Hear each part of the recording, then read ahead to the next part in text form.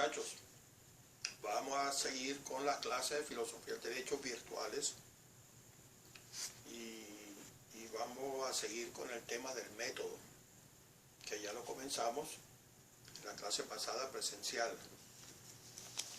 Y en esa oportunidad hicimos la lista de los métodos, dimos el concepto de método y comenzamos a estudiar algunos de los primeros métodos. Recordemos que vimos el método de Sócrates, el método de Platón, el método de Aristóteles, el método de Bacon. Creo que vimos esos tres métodos. Voy a chequear. Sí, vimos esos tres métodos. Y acuérdense que el de Sócrates se conoce con el nombre de la mayéutica.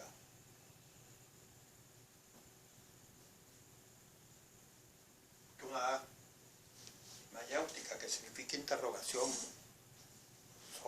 Sócrates, para alcanzar la verdad, pues empezaba a interrogar a personas. Iba a la plaza de Atenas, cuenta, él no, porque no dejó nada escrito, cuenta Platón en su diálogo y en otras obras, que iba a la plaza de Atenas y ahí veía algunas personas, algunas se le acercaba y le hacía una pregunta sobre algo que él quería averiguar, y de esa respuesta entonces él le hacía las críticas y seguía preguntando a otro y después iba comparando hasta alcanzar la verdad, la mayéutica. Platón, en cambio, tenemos el método del diálogo. Creo que vimos también la de Santo Tomás de Aquino, el método del diálogo, que también algunos lo llaman el método del idealismo platónico.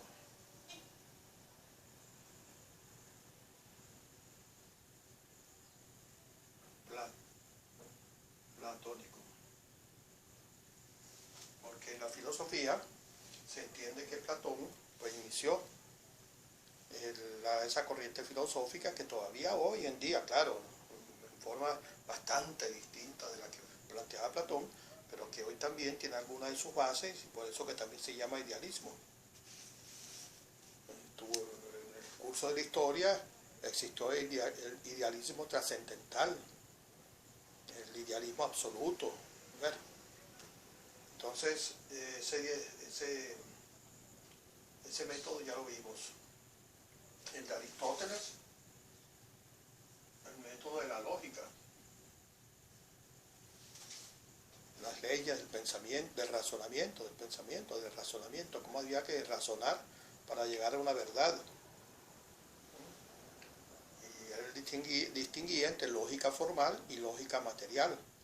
La lógica formal eran las leyes del razonamiento y la lógica material era el objeto sobre el cual recaían esas leyes, esa lógica formal, esas leyes del pensamiento. Bacon fue del método existencial, del método experimental.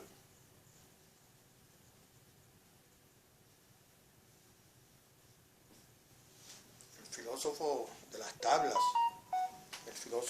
tablas, acuérdense que él, para alcanzar la verdad,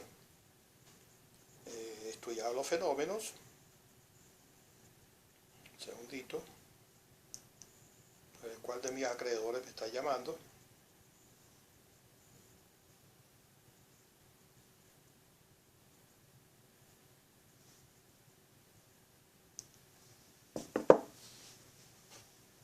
Experimental. Para eso él utilizaba el estudio de los fenómenos y planteaba tres tablas. La tabla de la presencia, después ponía una tabla, la llamó la tabla de la ausencia, y después una tercera tabla de los grados y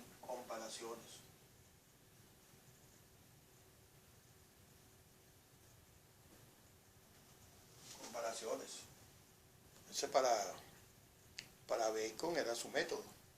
Él estudiaba un fenómeno y entonces en la tabla de la presencia, él anotaba, ¿no?, todas las condiciones que se debían darse, que se daban para que el fenómeno se presentara. Y luego seguía estudiando el fenómeno hasta que se daba cuenta que dadas las mismas condiciones, el fenómeno no se presentaba. Entonces se preguntaba por qué. Si son las mismas condiciones, aquí se presenta el fenómeno y aquí no se presenta el fenómeno. Entonces empezaba a comparar esas dos tablas y entonces sus conclusiones pues las escribía en la tabla de grados y comparaciones, y ahí se daba cuenta que el fenómeno tiene como matices, gradaciones, algunas veces más intenso que otras veces. Y entonces pues con esa ayuda de la tabla de la presencia, la tabla de ausencia, comparándolas, entonces se llegaba a conclusiones sobre ese fenómeno. Y también creo que vimos el método, sí, anterior a Bacon, el método de la escolástica.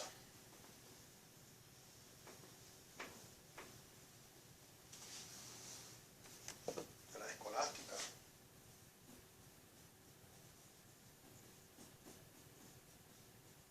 Ya iniciándose la Edad Media. El método de la escolástica, una A con acento.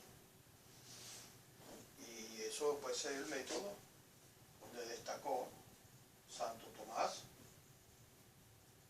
de Aquino.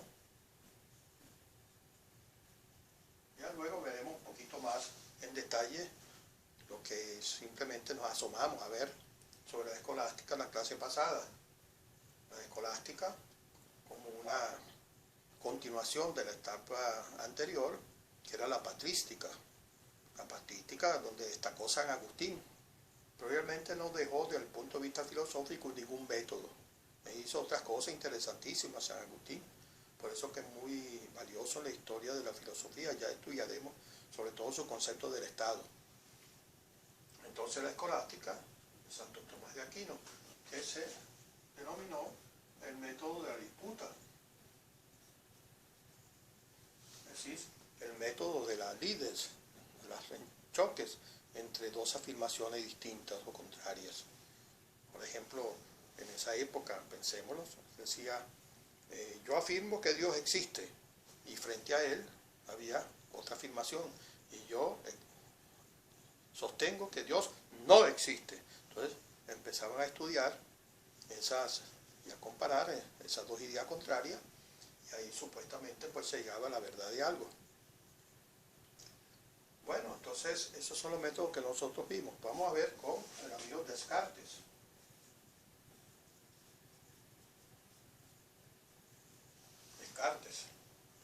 René Descartes. Es el método de la duda metódica. Duda metódica.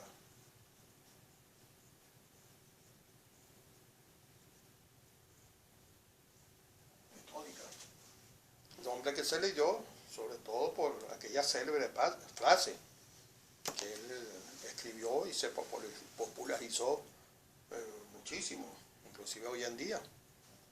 Él empieza por dudar todo, por dudar de todo, partir de cero pues.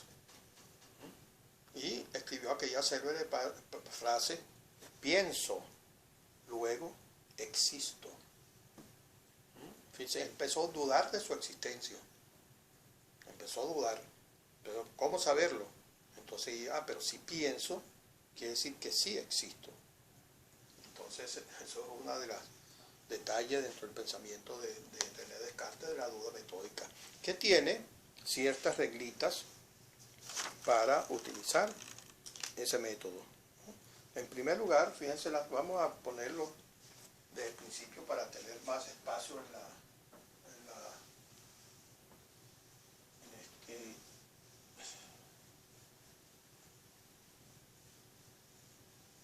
esta pizarrita.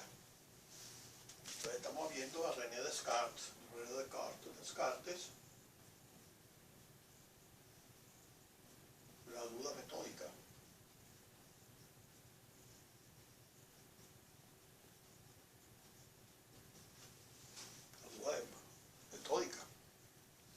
establecía para poder llegar al conocimiento de algo unas reglitas. Descartes nació a fines del siglo XVI, 1596. Ahí nació Descartes y murió en 1650, por ahí. Bueno, entonces Descartes planteaba las siguientes reglas. En primer lugar, primera regla, no aceptar nada, cosa alguna, como verdadera, sin conocerla evidentemente. Primero, no conocer, fíjate bien, no conocer, no aceptar, quizás es la palabra más correcta, no aceptar ninguna cosa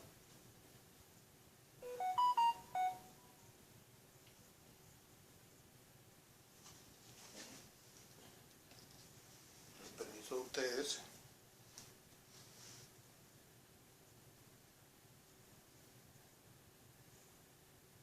Nada especial. Invitaciones para el fin de semana. Bueno, entonces, no aceptar nada como verdadero sin conocerla evidentemente. No aceptar nada o ninguna cosa como verdadera sin aceptarla evidentemente.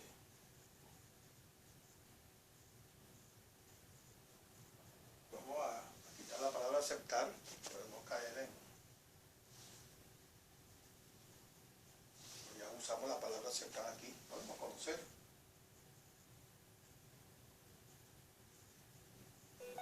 Es decir, que él establecía como cosa fundamental la evidencia.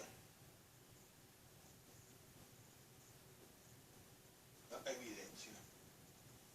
Es decir, no precipitarse, no tener los ojos cerrados por la ignorancia total sobre algo, sino primero hay que tener evidencia que esa cuestión existe, evidentemente.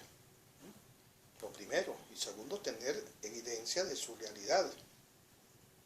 Acuérdense que la evidencia es un factor, una palabra muy interesante dentro del mundo jurídico, la evidencia, en los juicios. Siguen los amigos recordándome que mañana comienza el buen fin de semana. Entonces hay que evitar la precipitación sobre lo que se va a conocer. Los prejuicios que hay que apartarlos. Si me dijeron que esa cosa es esto, no quítese lo que me dijeron. ¿No? Vamos a ver en qué consiste. Entonces, aceptar lo que se le presenta claramente a su espíritu, a su razón, lo que es evidente. ¿No? Uno tiene que empezar por ahí. En segundo lugar, dividir cada una de las dificultades que le presenta ese conocimiento evidente de las cosas. Dividir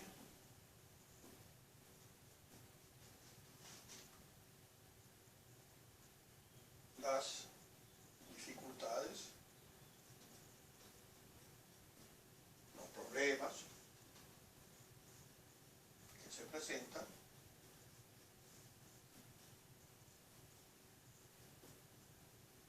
comenzando por lo más sencillos,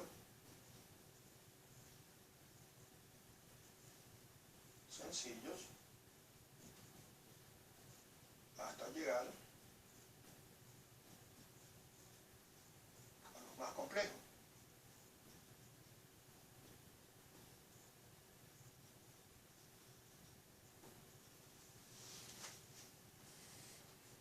Entonces, cuando usted quiere conocer un objeto, empiezan a conocerlo buscando lo evidente, mirando lo evidente, y empiezan, por supuesto, siempre hay dificultades, hay problemas que empiezan a surgir. Entonces ustedes escogen y van anotando primero los más sencillos, los problemitas más sencillos. Por ejemplo, este borrador, ¿de qué color es? ¿Será blanco dice, blanco ostra, o será un gris claro. Eso es la evidencia, ¿no? Lo evidente es decir que esto es un gris, que esto es gris. Eso es lo más sencillo que hay. Claro, después va ingresando en niveles más complejos, por ejemplo, ¿de qué está hecho? ¿De qué está hecho esto? ¿Cuál es la evidencia? Por el peso, la evidencia es que no es hierro, pesará más, y así empieza a hacerse las preguntas y averiguar la existencia real de ese objeto. Entonces, esa distinción de los objetos, de las dificultades más sencillas hasta las más complejas, pues hay que hacerla en forma total. Es como si estuviera descomponiendo el objeto en varias dimensiones, en varias parcelas, para ir conociéndolas una a una, empezando por la más sencilla hasta dejando al final la más compleja. Y eso es la tercera regla. Comenzar por lo más sencillo e ir poco a poco hacia los niveles más difíciles o complejos para conocer. Y todo eso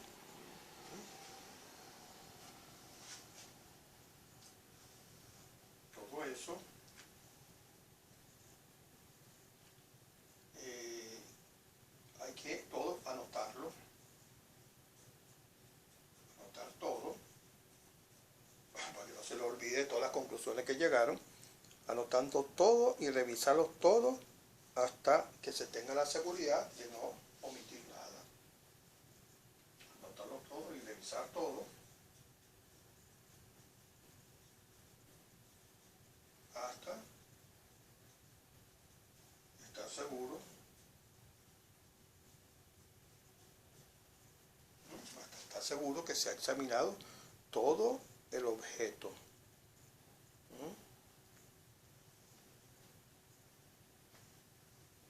Que no se ha olvidado uno de nada. Estar seguro de haber agotado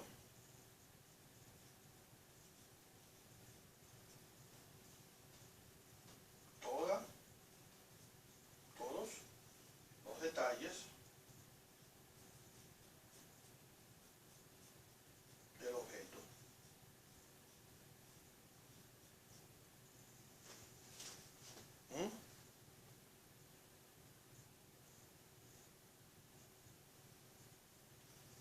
Entonces esas son las tres reglas. A lo mejor ustedes consiguen un texto donde aparecen cuatro reglas, porque estas dos reglas la descomponen en otra más, pero ahí están implícitas todas las reglas que da Descartes para conocer algo. Primero, no aceptar nada que no sea evidente, la evidencia, lo que aparece ante la razón, ante los ojos de la persona que quiere conocer. Luego, al profundizar el querer conocer, eso va presentando dificultades, problemas. Entonces hay que dividir las dificultades que se presentan, comenzando por las más sencillas y poco a poco subiendo hasta las más complejas. Y todo eso, todas esas comparaciones que va a hacer de los análisis de las dificultades sencillas y de las dificultades más complejas, lo va anotando, y lo va revisando, hasta estar seguro de haber agotado todos los detalles que hay que saber sobre el objeto de conocimiento. Es el método de Descartes. Luego tenemos el método de Bergson.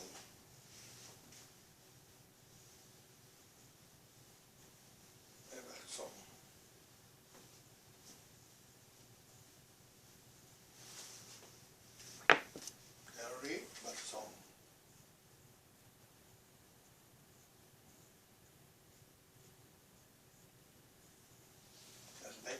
Su método se llama el método intuitivo. Método intuitivo.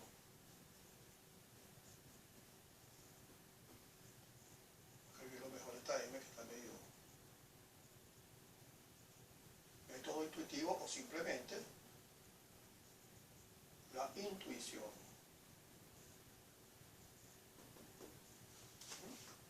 esa chispa que se produce en la mente de una persona, de repente cuando tiene que saber algo, tiene que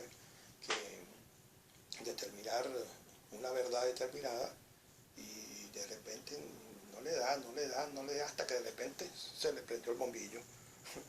Así como suena, se le prendió el bombillo, como en las comiquitas. Cuando una persona ve la comiquita, se le pone un bombillo prendido, fue que consiguió la solución. Entonces, ese método intuitivo es sumamente interesante y ha sido defendido por muchos filósofos, porque hay una controversia, ahí hay como una lucha entre la actividad intelectual y la actividad intuitiva. Entonces, él establece que hay una actividad intelectual,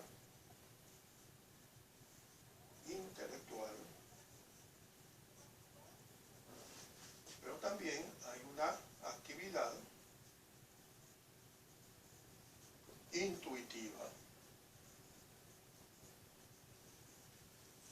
A veces, el razonamiento intelectual, el pensar buscando una solución, no se llega a nada, sino que de repente se prende el bombillo. Una cuestión, la gran intuición.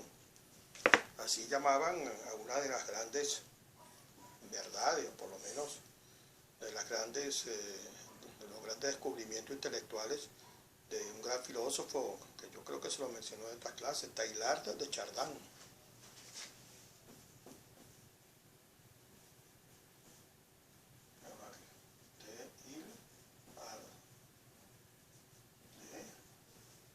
Chardin, un autor sumamente admirado en la filosofía contemporánea, sobre todo en países como Francia, y Italia y otros países europeos, pero no hablemos de su filosofía porque tiene muchos aspectos, inclusive científicos. Entre otras cosas, Teilhard de Chardin estaba en el grupo de científicos y era filósofo que descubrió el fósil conocido como el Sinanthropus,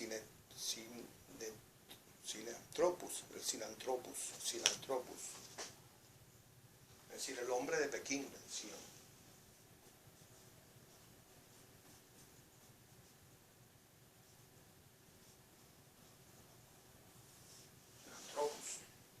El hombre de Pekín.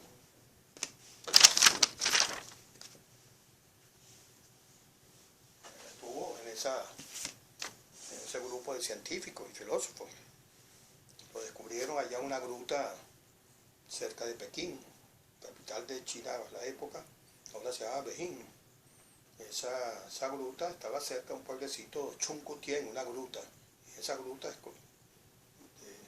descubrieron los fósiles antiquísimos del Sinanthropus pekinensis, lo llamaban Sinanthropus pekinensis porque estaba cerca de Pekín.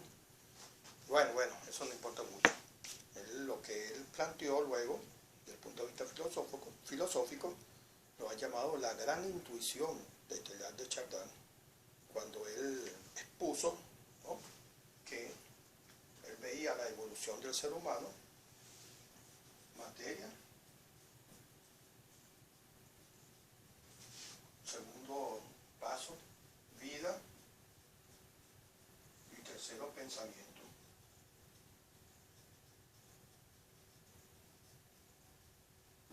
Al principio de los siglos, lo que existía del universo era solamente materia. Y pasaron los siglos, los miles y miles, centenares de siglos, y fue evolucionando esa materia. Empezó a formarse la energía, a combinarse, y produjo un fenómeno que conocemos nosotros como la vida, que todavía los científicos no han logrado realmente determinar científicamente cómo se produce la vida. No se sabe, pero se produce, y bastante. Si no, nosotros estamos vivos todavía. Entonces, el segundo paso después de la materia es la vida. Pero dentro de la vida hay otro nivel, que una parte de la vida evolucionó también. ¿Hacia qué? Hacia el pensamiento. ¿Se ve? Hacia el pensamiento. Y si nosotros observamos todas las cosas vivas de nuestro mundo, encontramos que solamente el pensamiento se ha desarrollado en el ser humano.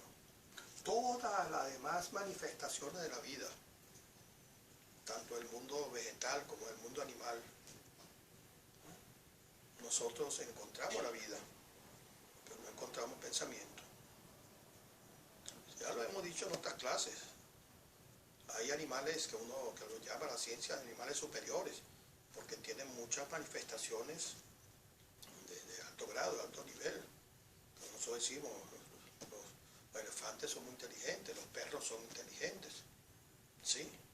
Pero no han llegado a la categoría de pensamiento porque no piensan, porque ellos sienten fenómenos de la vida, pero no saben por qué y ni siquiera se preguntan por qué. Ellos sienten hambre, pero nunca se han preguntado por qué tenemos hambre, por ejemplo. Entonces no han llegado a pensar, no han llegado a saber que saben. No han llegado a eso. Pero bueno, esto es un pequeño comentario al margen. Después lo volveremos a comentar a Teilhard de Chardin. Murió en 1950 y tantos. No han pasado 100 años todavía de su muerte.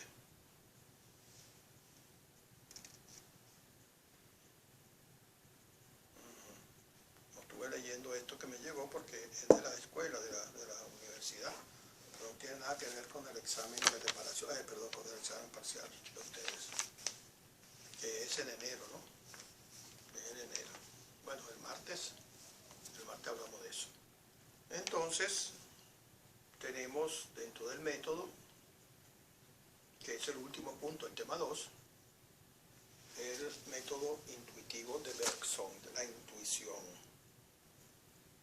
Y entonces también hemos dicho que era una especie de antagonismo entre el método intelectivo de los razonamientos y el método intuitivo, ¿no? Que es llegar a la verdad de algo sin una serie de razonamientos previos a través de las leyes de la lógica que planteaba Aristóteles. Ejemplos, podemos citar varios. Ustedes a lo mejor recuerdan el famoso principio de Arquímedes, que se estudió allá en el bachillerato. Arquímedes era un griego que le gustaba buscar la verdad de las cosas y tenía un problema sobre el volumen de los cuerpos. Y un día se fue a bañar, ya no había ducha, había una bañera, se llenaba de agua, se metía dentro de la bañera, se bañaba y listo. Entonces él un día se metió dentro de la bañera y se dio cuenta que cuando entró a la bañera, el agua rebosó la bañera y mojó el piso.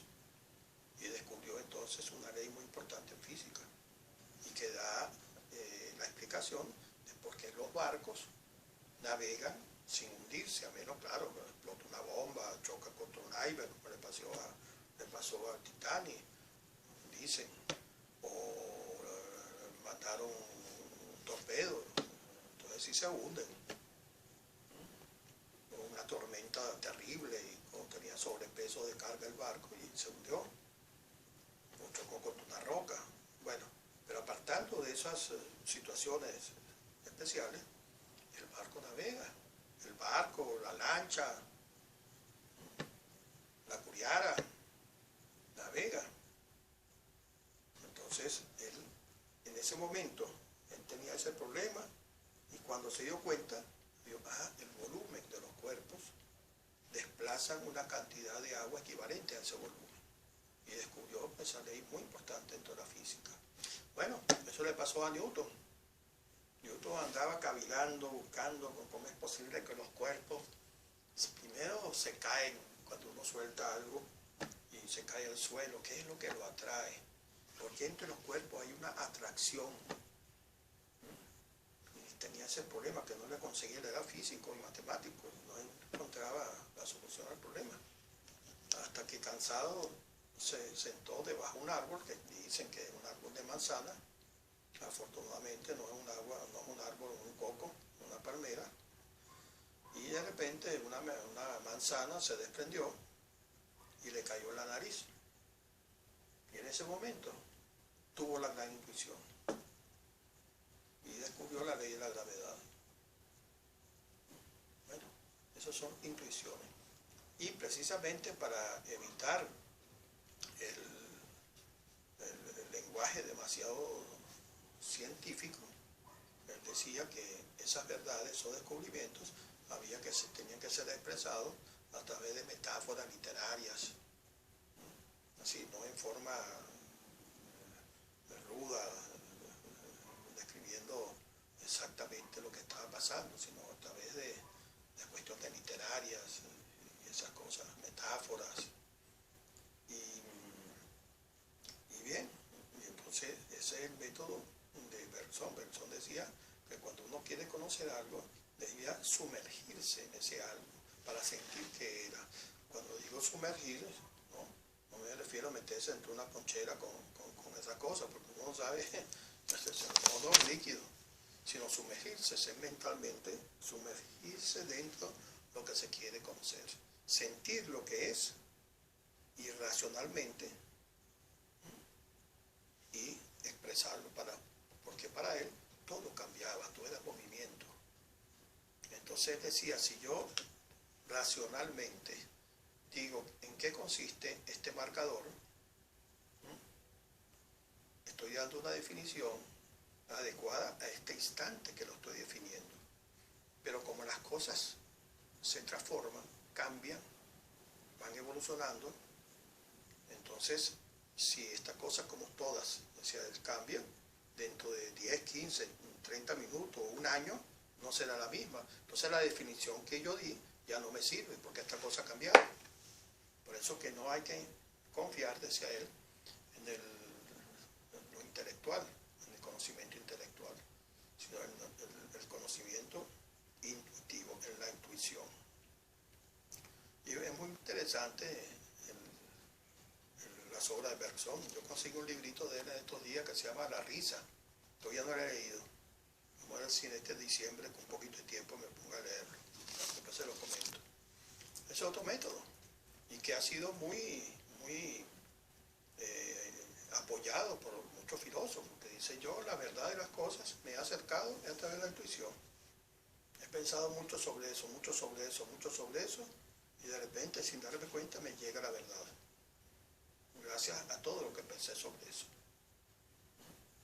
Entonces no es una cuestión experimental, 2 más 2 son 4, no, sino es el intelecto humano que de repente se expresa sin querer a través de un mecanismo dependiente de la razón, pero que eso que explota, esa verdad, está llena de la razón, de los conocimientos que una persona manejó y pensó mucho para llegar a esa conclusión, que no llega a la conclusión, sino se le presenta la conclusión ya como un acto intuitivo. Y esa metáfora que él utilizaba, de que las cosas evolucionan y no son las mismas siempre, entonces si uno da una definición de algo, esa definición no le sirve para después, porque todas las cosas cambian, se mueven. Y él utilizaba una metáfora diciendo que esa búsqueda de la verdad era como un gran río. El río tiene un cauce y la corriente va hacia un punto X determinado. Entonces, si uno le da una definición a ese río, dice que es ese río, lo está como congelando, porque el río está fluyendo, constantemente fluye. Entonces el río es como si se hubiera congelado. Las definiciones racionales congelan la realidad, decía él. En realidad no se debe congelar porque fluye constantemente. Ustedes ven el río congelado y a lo mejor se piensa, bueno, pero ya está congelado, quiere decir que es una verdad, ¿no? Porque debajo de los ríos, cuando se congela, o de los lagos, ya no hay hielo. Debajo del hielo del río, la superficie, debajo el agua sigue fluyendo. Lo mismo de una laguna congelada, debajo de la superficie de ese hielo que constituye el nivel de la laguna, pues ahí hay agua. Por eso que los esquimales, cuando quieren pescar en un mar todo ya congelado, porque encima que todo se congela, ya es Antártida, el Ártico, todo se congela, pero hay temporadas, tiempos del año, que el hielo es peor que cualquier otra época, lo que uno llama invierno. ¿Y cómo pescan entonces los pobres esquimales, los fueginos allá del Antártico, del extremo sur de la Patagonia, de Argentina? Pues muy sencillo, hacen un hueco en el hielo y hasta que llega, ahí está el agua y allá están los peces abajo, que todos están vivos, no están congelados. Entonces, todas esas disquisiciones, pues las hace Bergson cuando trata de explicar su método de la intuición. Aquí está, otro método es el de Husserl. Vamos a ver cómo se escribe Husserl.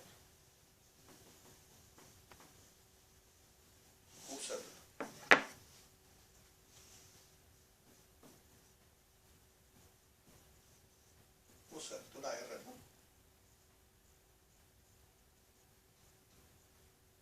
Este es el método fenomenológico, lo llaman los filósofos.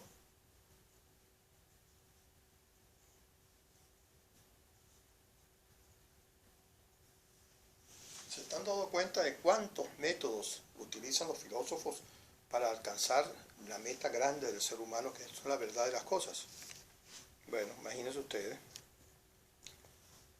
Husserl, que nació por allá por 1859, un poquito más entrado la segunda mitad del siglo XVII, establece también, como había hecho el amigo Descartes, unas reglitas para llegar al conocimiento de las cosas. Esas reglas son, en primer lugar, que hay que eliminar del objeto todo lo subjetivo. Primero, eliminar del objeto todo lo subjetivo.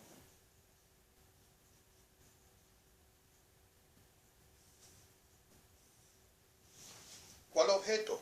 El objeto que usted quiere conocer, el objeto que está encontrando su verdad. Entonces, cuando usted quiere conocer algo, hay que eliminar todo lo subjetivo.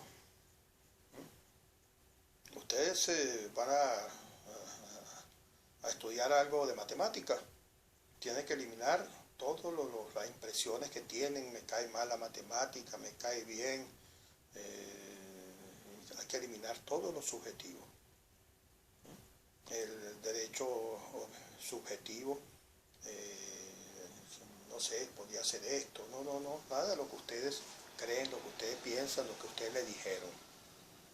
Entonces esa es la primera regla. Para llegar a la verdad de algo hay que eliminar, como él decía, reducir todo del objeto lo subjetivo. En segundo lugar, otra regla, excluir todo lo teórico.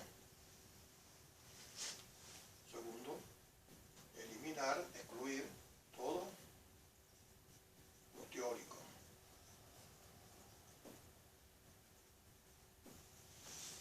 Todo lo teórico, es decir, hay que eliminar el saber ya adquirido. Le van a decir, no, ya eso se averigua y dice que es esto. No, elimínenlo. Vamos a empezar como de cero. Todo lo teórico. Eliminar todo lo teórico. Ustedes saben que los teóricos, ustedes deben haber estudiado en matemáticas en segundo año, que para los teoremas, los problemas matemáticos, hay una hipótesis, una tesis primero, se me está olvidando, una tesis, hipótesis y demostración. No, eliminen eso, dice Husserl. Toda esta teoría que se basa en el conocimiento lógico, pues elimínenlo. Todas las hipótesis, las tesis, las doctrinas que hay sobre eso. Tercero, excluya toda tradición. Eliminar toda, vamos a escribirlo, tradición. ¿Qué es toda tradición? Pues todo lo que se ha venido enseñando sobre eso, olvídense de eso. Todo lo que se ha venido enseñando sobre el objeto que ustedes quieren conocer. ¿Usted quiere conocer qué es este borrador? ¿Qué es este objeto? Pues no se pongan a comprar los libros que hablan de un objeto parecido a este. No olvídense, descubran por ustedes mismos. Excluir toda tradición, es decir, todo lo que se ha venido o se viene enseñando sobre eso. Y en cuarto lugar, ¿no?, esa investigación, ese método, debe dirigirse, el método debe dirigirse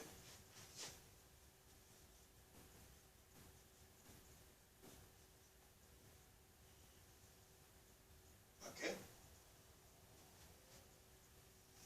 Lo que él llamaba la quiridad. La quiridad. ¿Qué es la quiridad? Simplemente la búsqueda de la esencia de las cosas. Si ustedes van a investigar algo, ustedes tienen que dirigirse a aquello que hace que ese algo sea él y no otra cosa. La esencia de las cosas.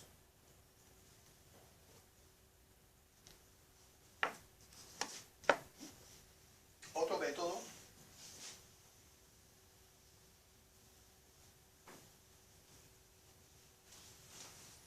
el método de Hegel.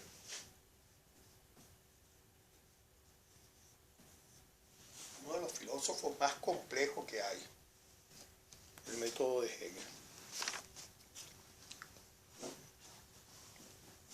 Y que ha tenido mucha influencia dentro de la filosofía y sobre todo dentro de las ideologías actuales. Influyó mucho del nazismo. Por supuesto, dentro del socialismo influyó muchísimo y en algunas otras áreas del conocimiento humano. Él nació por allá en 1770, en esa época. Por eso que influyó mucho, como ya ahora veremos, en Carlos Marx. Hegel partía de la idea que en el mundo avanza, el mundo progresa, el mundo es un resultado de las contradicciones. Todo es una eterna contradicción de una cosa con otra. Y de ese choque de las contradicciones, de cosas diferentes, piensen que aquí toma un poco de idea de Santo Tomás de Aquino, y no solamente eso, sino incluso hay ideas que están en la Biblia, en el Génesis. Separó el agua de la tierra, que eran dos cosas contrarias. La luz la separó de las tinieblas, Dios. Entonces, él dice que todo lo que existe sumergido en contradicciones. Todo tiene su contrario. Y la vida avanza en la lucha eterna de eso contrario. con una observación, por eso que él es idealista, porque lo que chocan constantemente con su contrario son ideas, no son pedazos de piedra, una tabla de madera. Ellos contienen las ideas, por supuesto, se expresan a través de ideas, ¿no? Pero no son los objetos que chocan. Lo que choca son las ideas que surgen, que el ser humano descubre que hay en el universo. Es el método de Hegel. ¿Y cómo lo podemos expresar nosotros? Fíjense, esa dialéctica absoluta es su método. Dialéctica absoluta. Dialéctica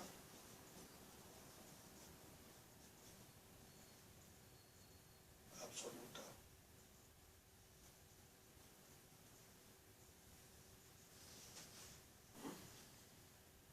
Él decía que, dada una idea, lo llama tesis, esto es una idea, utiliza la idea para explicar todo lo que existe. Por eso que su método se llama también método del idealismo absoluto. Y la lucha de contrarios es lo que llamo dialéctica, lo que se llama dialéctica. Entonces, se genera una idea. Y la idea genera otra idea contraria, que se llama antítesis.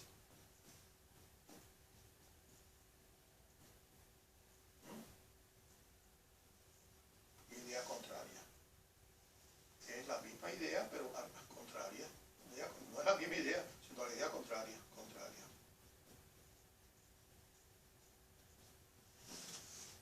Yo digo, bueno, ¿qué es lo que hay frente a mí? Contrario, malo. Y así va desarrollando todo lo que existe. Pero, ¿qué ocurre? Que en el choque de esta tesis contra la antítesis, de ese choque, no es que se desaparece la antítesis o la tesis, que una gana a la otra y se mantiene como la verdad, no, sino que de ese choque, de esa dialéctica, se produce otra idea. Otra idea que es distinta a la tesis y distinta a la antítesis, porque estos dos parámetros han chocado entre sí y han formado una cosa nueva, otra idea, una idea nueva. Otra idea nueva que es una tesis, entonces otra tesis. Y como una tesis genera una tesis contraria, otra antítesis, otra idea, otra antítesis. Luchan entre sí las dos ideas, la tesis, ¿no? Y la antítesis. Aquí está la otra antítesis. Chocan entre sí también y se produce otra idea, la cual genera otra idea contraria aquí, otra idea contraria, y de ese choque surge otra idea, esta será otra tesis y esta otra antítesis. Y esta idea, a su vez, genera una contraria y también genera una hasta el infinito. Este es el infinito. El infinito se expresa dentro de la ciencia matemática con un 8 acostado. Es el infinito. Se expresa con esa letra, un 8 acostado. Entonces, hasta el infinito, mientras existen las ideas, nunca se para la evolución de las cosas, porque siempre toda idea genera una idea contraria. ¿Ok?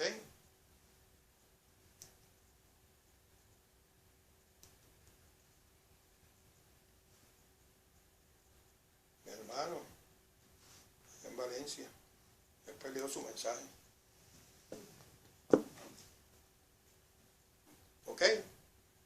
Entonces, Hegel, su método, idealismo absoluto, dialéctica absoluta, es una lucha eterna entre dos ideas contrarias. Y esa lucha surge una idea nueva, distinta a ellas dos. Pero que, como es una idea, genera otra idea contraria. Es decir, como se convierte en tesis, genera una antítesis, que chocan entre sí y así hasta el infinito. Ese es, pues, el método de Federico, es el nombre del pilo de él, Federico Hegel. Federico Hegel. Bueno, ahora piensen ustedes qué es lo que pasa en la filosofía y en la historia, con sus consecuencias en la historia, entre otras cosas, en la sociedad y todo eso.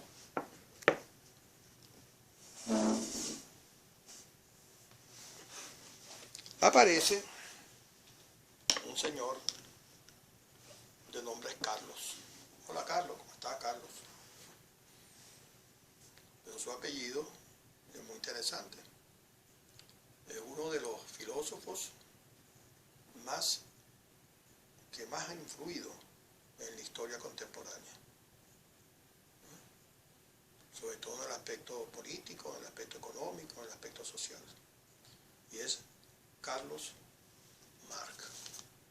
Carlos Marx. Carlos Marx nació en el año 1800 y algo, no recuerdo exactamente la fecha, en 1820, 1818, 1818, sí. ¿Qué pasa con el método de Carlos Marx? Y murió relativamente joven, porque murió en 1863. Saque la cuenta. Tenía menos de 60 años. De todas maneras, no confíen mucho en las fechas. Siempre es bueno chequearlo. Fíjense bien. ¿Qué plantea Carlos Marx desde el punto de vista de su método para conocer las cosas, para conocer la realidad? Sobre todo, lo que le interesaba, para conocer el desarrollo de la sociedad, porque ya en esa época de Carlos Marx se hacían, ¿sabes? Estaban haciendo estudios muy importantes, muy contrarios uno con otro, sobre la evolución de la sociedad. ¿Por qué la sociedad evoluciona de esa manera que está evolucionando? Allá en los fines del siglo XVIII, el siglo XIX. ¿Qué hace Carlos Marx? Y ahí viene su método llamado materialismo dialéctico, y también, al mismo tiempo, supone un materialismo histórico. Ese es su método. Vamos a anotarlo en la pizarra. Y tengan muy presente el método que acabamos de ver de Hegel, porque él toma, en principio, el esquema de Hegel. Entonces, Carlos Marx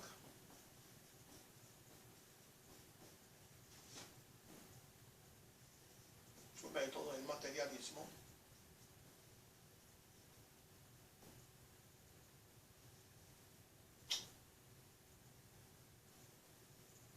dialéctico,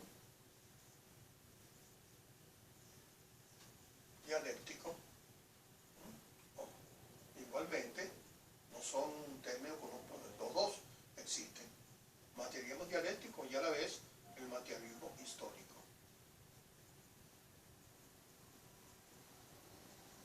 Porque él utiliza el método de Hegel, que ya dijimos que es un método dialéctico, y se lo aplica a la historia.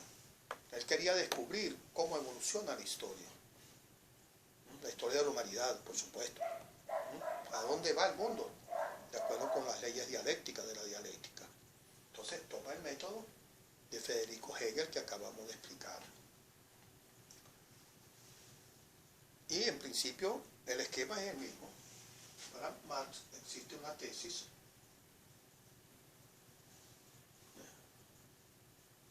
produce una antítesis. Hegel dijo que la tesis supone una idea y la antítesis una idea contraria. Pero Carlos Marx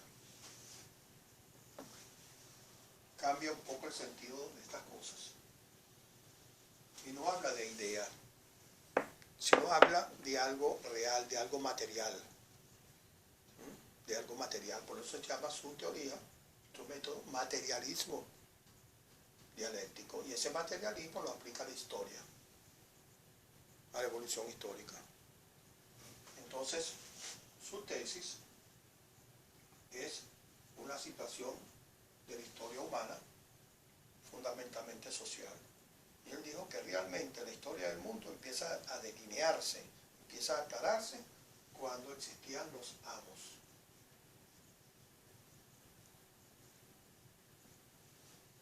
Los amos. ¿Cuál es la idea contraria a los amos? Los esclavos. Los esclavos. En el mundo empezó a surgir el fenómeno de la esclavitud, que se mantuvo por muchísimos años, hasta no hace mucho.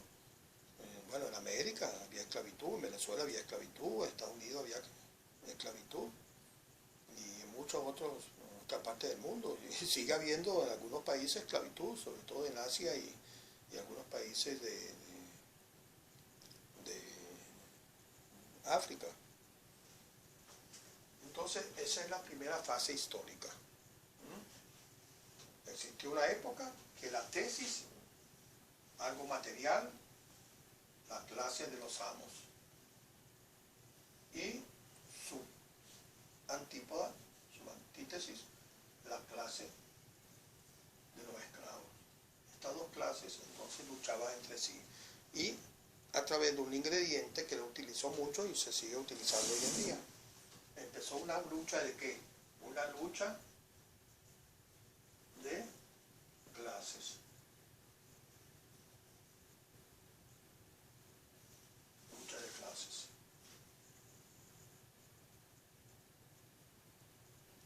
¿Ok? De esa lucha surge otra etapa de la humanidad, que es el feudalismo. ¿Se acuerdan del feudalismo? Los señores feudales. Surge el feudalismo.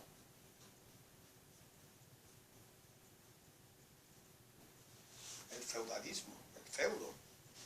El feudo eran ciudadelas con bastante tierra, que eran propiedad absoluta o casi absoluta, depende del país, del dueño de ese feudo, de esa ciudadela. Y dependiendo del tamaño de las tierras, entonces había diversos tipos de señores feudales. Existían los condes, los marqueses, los varones con B grande, varones.